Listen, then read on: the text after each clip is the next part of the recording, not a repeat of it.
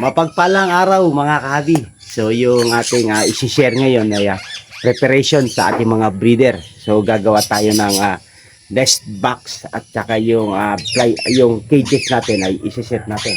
Tulad nitong lagyan lang natin ng konti. Yan. Itong nest box ipipix natin. Itong nest box ipipix natin dito sa ating cages. Kaso maliit yung nagawa nung supplier natin ng butas. Napakaliit kaysa kumpara dito. Mas malaki to kasi rito. Ito 3 inches, ito 4. So ang gagawin na lang natin, ikakat na lang natin to dito. Aalisin na lang natin itong ring. Mahirap pumasok dito ang medium bird. So no choice tayo. So i-DIY na lang natin. So samahan nyo ako, Kabi. So ito yung mga tools natin para sa ating preparation sa ito, may grinder tayo, siyempre pang safety natin yung gloves. Tapos itong gagrind natin itong yung ating cages para ma-set natin yung ating nest box. Yung butas kasi ng nest box ay 4 inches yan. Tapos yung nagawang butas yung ring para sa nest box doon na sa cages na flight cage na 2x2x4. So 3 inches lang. Ayan, natanggal na mga kabi. So ito na lang gagawin natin. Paraan dyan, para kasya rito yung butas na ating nest box. Tapos makakapasok na yung ating mga ibon. So yan. Yan ang gagawin natin. Tapos ipipix naman natin through bolt and nut. Okay. So bubutasan natin ito ng 6mm na bit para yung ilalagay natin na bolt ay 6mm bolt and nut. Tapos ipapakapit natin dyan sa ating 2x2x4 na cages. So ayan mga kahabi, bali 2 butas lang ang nilagay natin sa ibabaw. Hindi na kayang tanggalin ng Indian ring neck yan or santonure. Tapos ibobolt naman natin. Ayun, habang nagumagawa tayo, nandiyan naman yung ating apo at sa ating may bahay. Siya yung katuwang ko sa pag-aalaga ng ibon na nakikibanding din sa atin habang tayo ay gumagawa. At the same time, banding sa apo at sa ating may bahay. So yan ang ating kagandahan sa meron tayong katuwang sa pag-aalaga. Kaya pinipix na natin ng bolt and nut na 6mm at para mahigpitan natin. So yan pa lang ginawa ko, double door. Double door yung pinagawa ko sa ating nest box. Ang sukat nito 12x12x18 inches. Itong nest box natin na pinagawa. So mas maganda ito dahil sa paglilinis hindi tayo mahirapan sa pagdukot ng mga nesting material pagkatapos. Ayan, nakapix na. So yung preparation nito paghahanda na. Tapos ang sunod naman natin ay putulin natin to. Gawin natin dapuan ng mga ibon. Ito yung sampalok to, no? Dahon ng Sampal ko muna bago inalok. Maganda rin ang sampalok bilang perch dahil may groove sila sa sanga, tapos ay medyo makunat at matigas.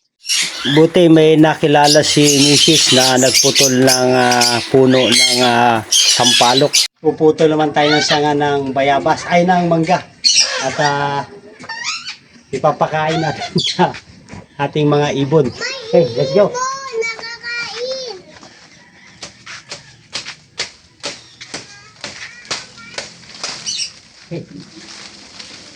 Makapakain mo yung kadaming lamgam. Pakain natin ito sa ating mga ibon.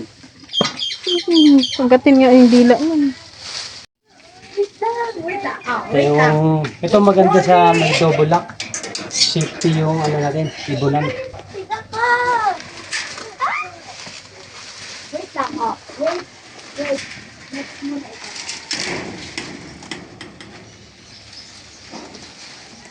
Damputin mo na yung mga ano dyan.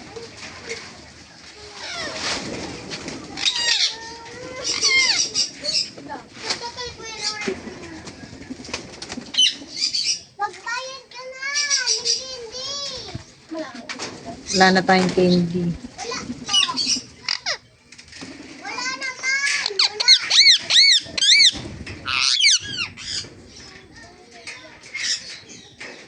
Oh, oh, oh, oh.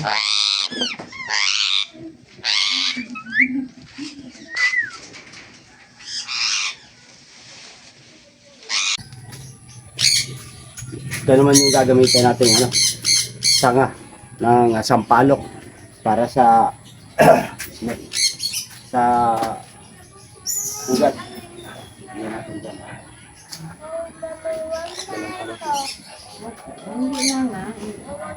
Sa tingin natin.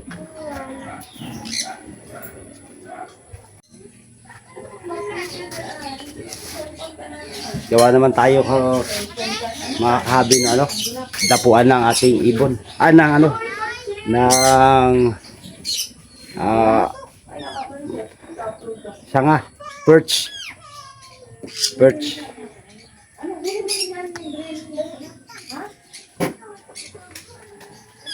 Para ganito, kahabi. Para isasabi tala natin yung sanga natin. Yung perch doon sa loob. Tapos gagawin natin hook. I-hook natin.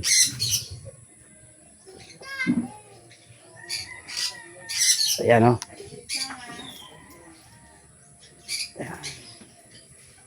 DIY. Tapos i-hook natin doon sa nest box. Sa cages. Try natin. So yung sukat ng ating cages ay 2 feet. So puputulin natin itong perch natin ng 2 feet din para eksakto siya doon sa haba ng ating cages. So balik mga kahabi, 5 cages yung ating assemblein ngayon na meron ng nest box, tapos lalagyan natin ng mga perch para sa paghahanda natin sa mga basal na mga breeder natin.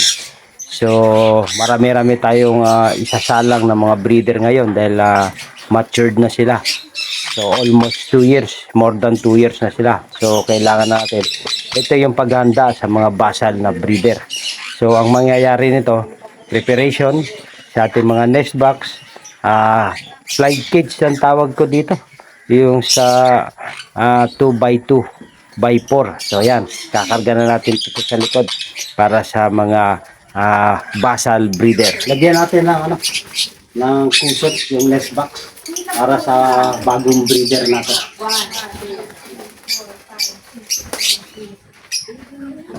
Yung kusot na yan mga kahabi ay na-order lang natin ito sa Shopee. 20 pesos isang bundle. So kalahati lang nilalagay ko para hindi naman masyado marami yung kanilang kusot. Ayun, yung naubusan ako ng hook para isasabit na lang sana yung perch natin. So for the meantime, i-screw lang muna natin, lagyan natin ng washer para kumapit yun siya doon sa alambre ng ng cages. So yan lang muna ang gagawin natin, i-screw natin yung ating perch. So dalawang side, yung malapit sa nest box at saka yung isa doon sa kabilang side, para paglipad nila meron silang magiging dapuan. So yun po. Yun, pagkatapos harapan, doon naman sa likod para mas matibay. So kabilang screw yan. Yung screw natin may washer ito mga kahabi, para mga kahabi, nakadalawang patong na tayo.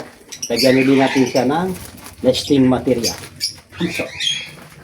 So ito naman yung kalahati nung nailagay natin sa baba. So sa isang supot, dalawang nest box ang mailalagay natin. Lagyan naman natin ng poop tray. Lagyan natin ng papel.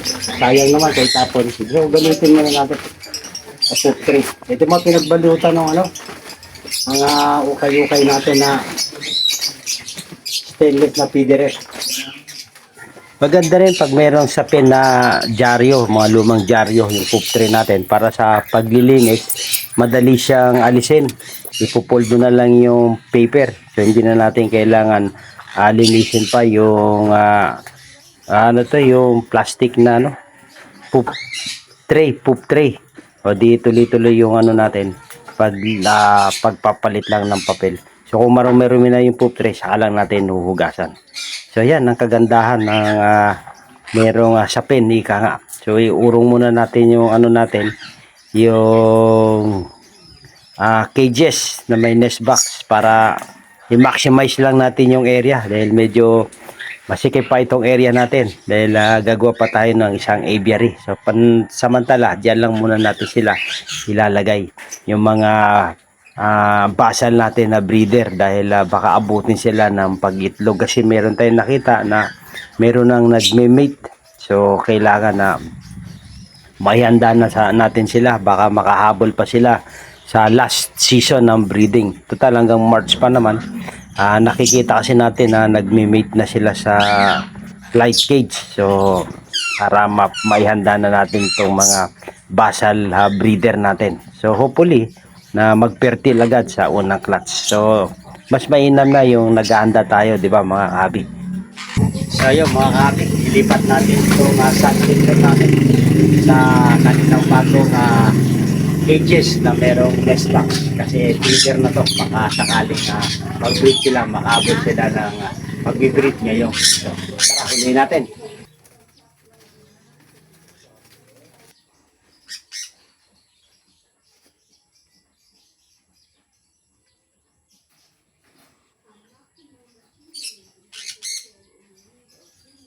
So bago natin ilipat ay check natin yung kanyang ID, ay yung leg band. So ito yung sun conure natin, ililist natin yung kanyang ID number. 96 933 ECA. Pangalawa, ito naman yung kanyang partner. So kukunin din natin yung kanyang leg band para nalalaman natin for the record. So noong pagkatapos natin na makuha yung kanilang record, yung kanilang leg band at saka yung pairing, nilagay na muna natin sa flight cage. Tapos ililipat naman natin ito doon sa kanilang bagong pairing cages na meron ng nest box. So ito yan, ito yung kanilang paglilipatan ngayon na 2x2 by 4 saka yung nest box. So nalagyan na rin natin ito ng nesting material. So yan, preparation nga ito sa bagong mga basal na mga breeder. So sunod naman natin yung GCC na pair din sila.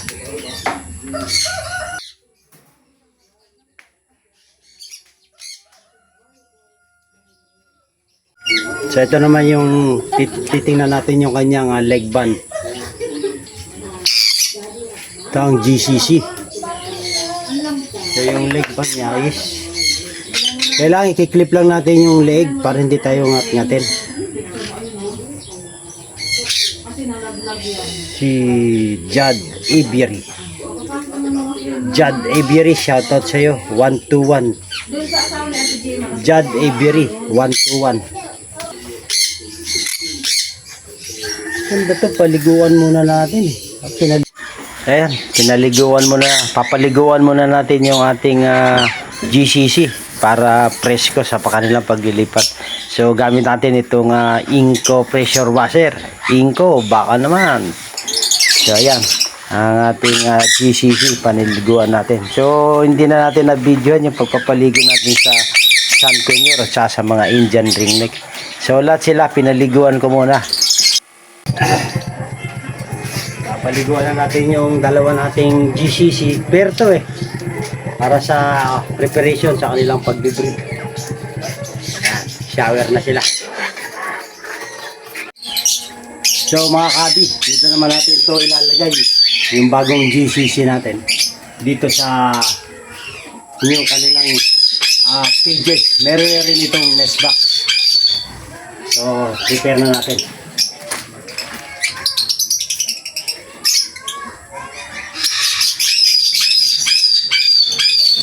Pasok. Very good. Next.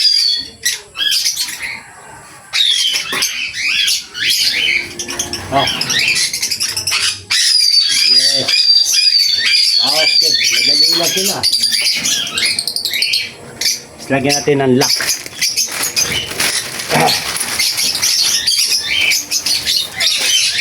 Maganda to, para safety talaga. Hindi makawala yung ibon natin. Tapos lalagyan na rin natin ng nest box. Nesting material. Dalawang pinagawa kong pinto. Ito yung para sa pagpapasilip. Kung merong aid. Yan. Kasi ito naman, panlinis. Para madali yung purpose natin sa paglilinis. Kasi pag dito, malaki yung dukutin. Pag dito tayo manggagaling. Samantala, pag meron pang isang pinto para sa paglilinis, madali. Lagyan natin ng nesting material. So, kusot ito. Binili ko lang sa online. Sa Shopee. 20 pesos to isang balot. Ayan, okay na. Ayan. So, ready na sila. Dati na silang breeder sa previous na may-ari nito na pinagkunan natin. Nakapag-clutch na raw po siya. So, dito naman, itatry natin na makapag-clutch naman dito sa ating egery. Ayan pinaliguan mo na lang sila para lalo silang mag-band sa kanilang pagpapares. So, yan lang muna mga kabi, sharing natin sa ating GCC. So, ito na mga kahabi, yung ating basal breeder na Indian ringneck. So, hindi ko na na-videoan kagabi sa paghuli sa kanila sa fly cage dahil madilim. So, at wala ring hawak ng cellphone. So, itong parisan natin na isang crimino at isang tortoise. Crimino yung cock, ito yung tortoise hen. So, yan, mga matured na rin sila. Ito yung basal breeder natin. Tapos ito, yung sa baba, ito naman ay Lutino hen. Tapos ang pinaris natin, tortoise na cock. Yan, mga basal breeder natin. So dito naman sa pangatlong cages natin, itong tortoise GCC, Green Chick Conure. So hope mag-breed ulit sila ngayong season, last season. Tapos itong Sun Conure natin na breeder na rin na ano natin to kay Steven Sikat, galing sa kanya to. Itong panglima natin, huling ko to pa mamaya, yung ipaparis natin dito na green. Hindi ko kasi makachimpan yung green na cock. At ito naman ay Lutino hen. So ito yung pang-paris natin panglima natin na basal pair. So ito yung mga kahabi, yung ating topic ngayon, yung sharing ko ng video regarding sa paghanda ng mga basal pair natin. So ito, hindi pa breeder to, bata pa. So ito lang muna, 5 cages. So maraming po salamat. Maganda ang buhay pag may alagang ibon sa ating bahay. Mabuhay and God bless. Thank you for watching.